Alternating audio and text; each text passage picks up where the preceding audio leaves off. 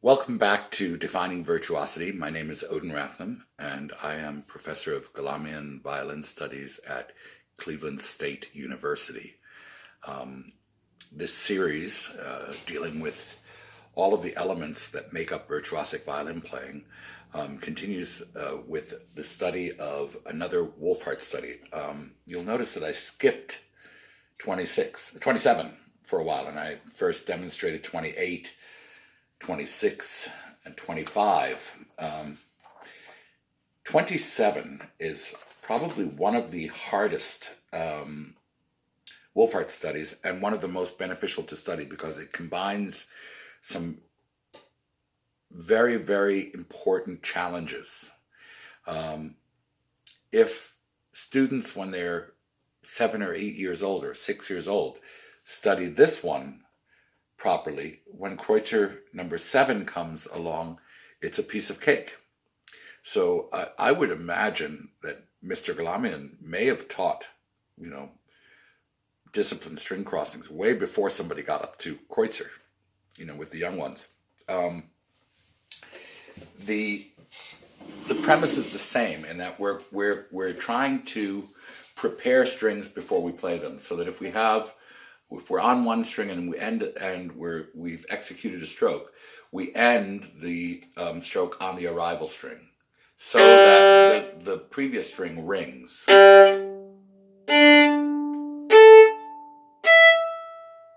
You'll hear that those strings rang. That's because I didn't stop the bow on the G string. I want to stop on the next string. As a preparatory exercise for this, you can practice, because here it'll always ring, a collet.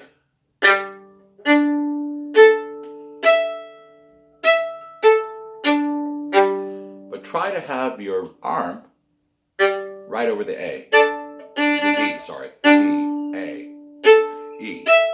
And observe a little simple rule. If I were to leave it on where it doesn't ring, the part of the hair that catches the next string is about 1 centimeter away. If you try to move the part of the hair that was by the lower string to the new string, what will end up happening is that you'll have extra noise. You don't want to have extra noise. So try to take the next stroke from where the previous one ended. Yeah?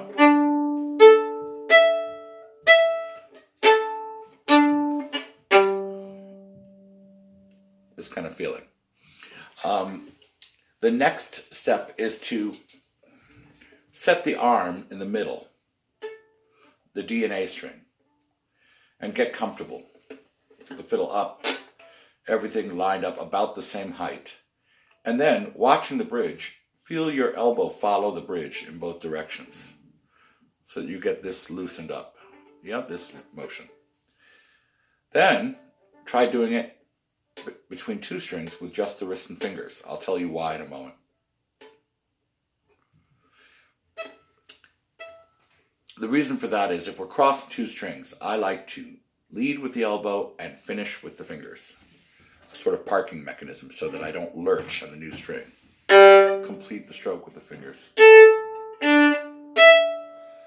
So you can now practice going from the G string to the A, for example, and the skipping two strings or skipping three strings.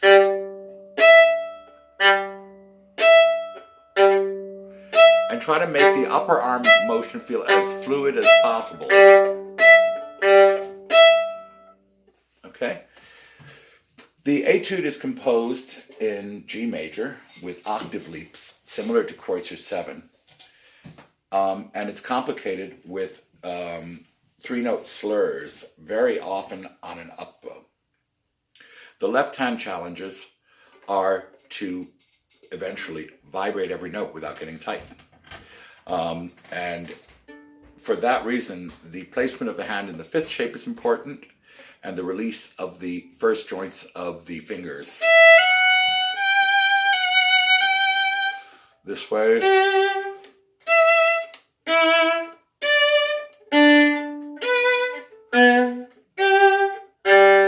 Closer to the bridge, just as vibrant.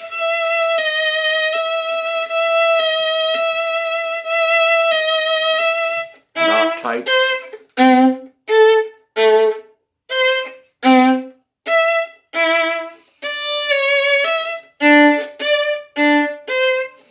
So playing it very slowly.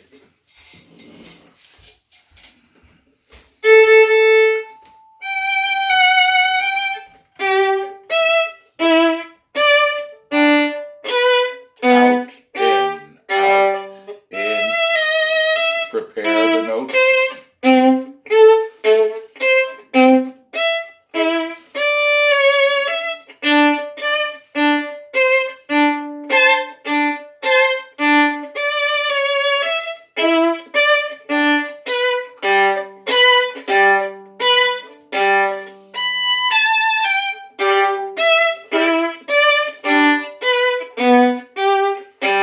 Always curling the fingers for the preparation and bending the thumb for the preparation of the downs.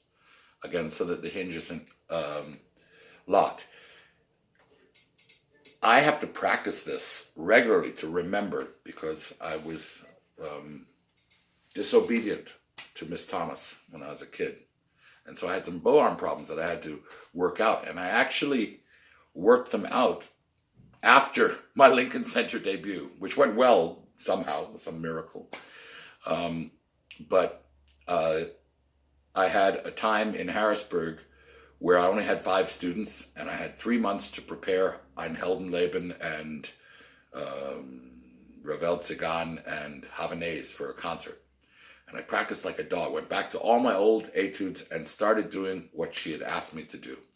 And I remember thanking her at the Delay Symposium in New York when I taught the classes called Lost in Translation, Demystifying the Principles of Galamien in Practical Application. And, you know, what she and my uncle had been after me about was to loosen this up so that I would relax my upper arm and that there was a relationship between doing everything I was supposed to be doing here and the problems I was feeling with my shoulder pronating instead of hanging on the different planes. So in slow motion, when you cross from this plane to this plane, the relationship should remain somewhat the same. And there should be that moment of pause when you do it super slow should remind you this, not this. Yeah? So pay attention to your up bows or the stroke in either direction that immediately precedes a string crossing. Is the horizontal aspect of the stroke comfortable? Is the crossing comfortable? And the new stroke. It's attention to detail, plain and simple. So it's worth practicing. And then later, so that this can also translate to using for the second caprice and the Polonaise in D of Wieniawski and lots of other places, it's important to practice it more legato, and it's important to practice it on the second page with the reversed bowing. If you look at the second page of number 27, and if we go down to the second line, second to last measure, Wolfhard has 1 bar earlier reversed the bowing. And now we have what's more comfortable normally, which is strong beats on the lower string, down bow, up bows on the upper string.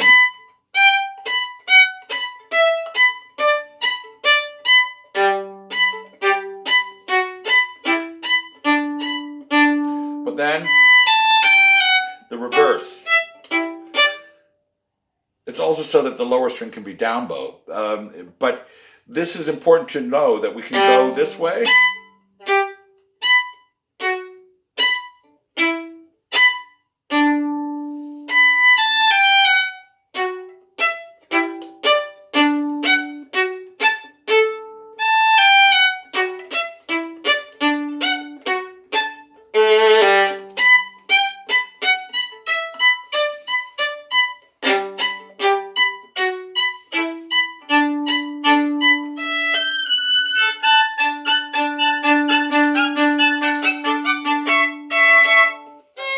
You know, it'll apply later in caprices and other things. So I really encourage you to practice this one a lot, and I would just warn you, it's hard. At the tip, legato.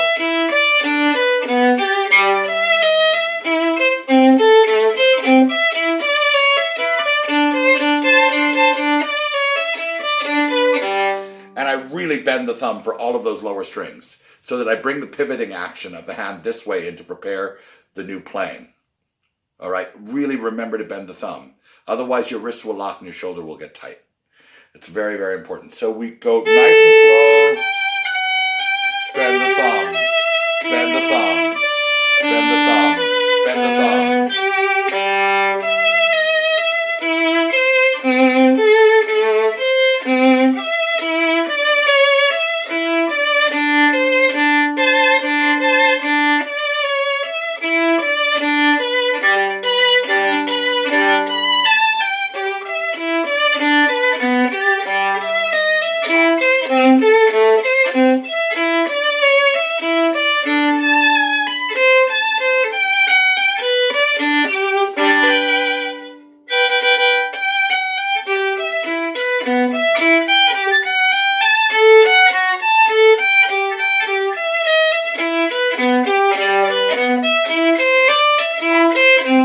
And it's okay to exaggerate a little bit the in and out as an exercise. You won't see me playing like that when I'm playing, but that action of stretching the bicep is a part of a regimen that trains the arm, and we really maximize using the full distance of the bow. That there's no part that we're comfortable in, because you want to be very comfortable up here and very comfortable out there. So we practice that way. Then later we can change the angles. We can release crookedly, deliberately. We can do all sorts of things. But we start with that discipline. I would practice it that way. And as I said, also lightly in the middle with dropping the arm from string to string and catching with the fingers.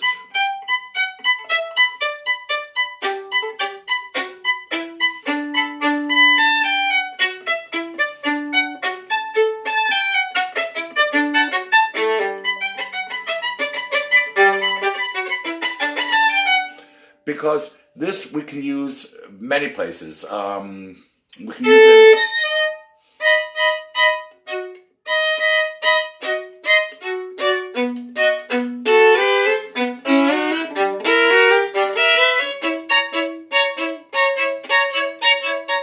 To get comfortable with those string crossings in Tchaikovsky, for example. Okay, I think that's it for this one. I hope you got something out of it, and practice it slowly and carefully. Listen to every note, to your intonation, the quality of sound, and be very aware of your body. Just to feel comfortable.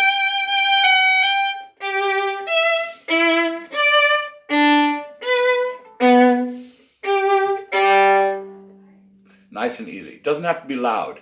That's the other thing that I fall into a trap of, and when I'm demonstrating it. Get rid of ego, because that's different than intention. It's if you play with intention.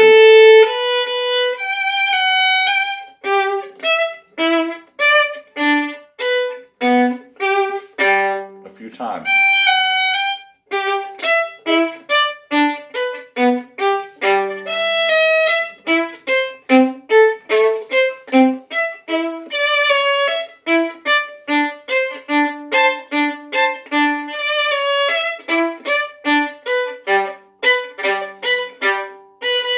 Tricky.